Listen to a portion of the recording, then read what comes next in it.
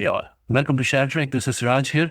Friends, I came across this article on CNBC, and it's a reputable publication, so I think I can trust the source of this information. And what we find out here is that Trump has snapped up more than $100 million in bonds since taking office. So it says here, US President Donald Trump has spent at least 100 million on bonds since taking office, according to CNBC calculations based on official filings, as well as purchasing debt issued by local governments, school boards, and gas district. Trump bought corporate debt issued by Meta, Home Depot, and T-Mobile. Companies and other entities issue bonds to raise capitals for reasons including refinancing debt, funding projects, and boosting liquidity. Now, if I was to look into this article, it says there were 690 transactions that have taken place to account for all of these bonds. And it says Trump also bought debt issued by an array of big name firms, between 500,000 and $1 million worth of bonds issued by T-Mobile, United Health, Home Depot, each in early February. Later that month, he procured debt issued by Facebook and Meta, worth between 250 to 500. That is peanuts, chump change for him. What else? Do we have an idea of how much of treasury bonds he has in this?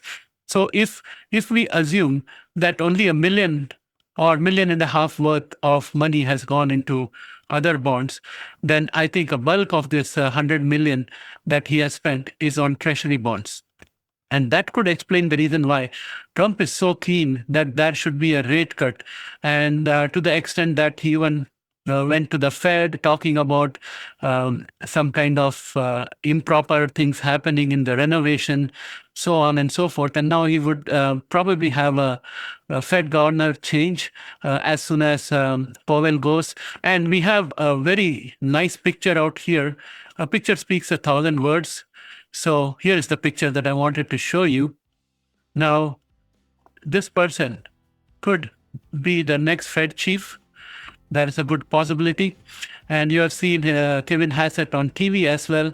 So go figure what's going to happen. I think that the chances of a rate cut are much higher, regardless of whatever might be the market conditions. Because generally, we have always said that Trump will not do that because that's against the Constitution.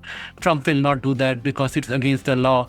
And nothing has stopped Trump from doing what he wanted to do. I mean, unilaterally getting out of Paris Accord, unilaterally putting tariffs on everybody, so on and so forth. It all goes to the court and it will be, strung over for 1, 2, 3 years. And by the time the verdict comes, it will be totally meaningless.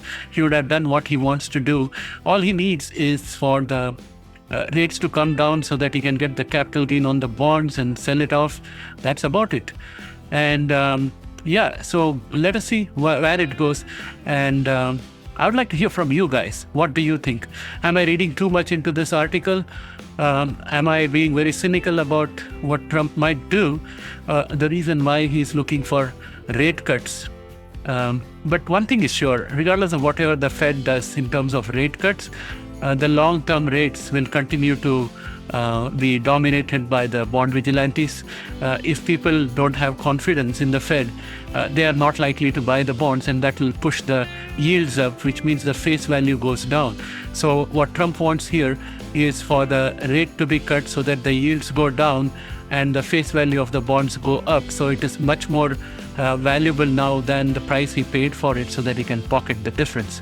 So that's what I'm thinking. So guys, you guys know much better.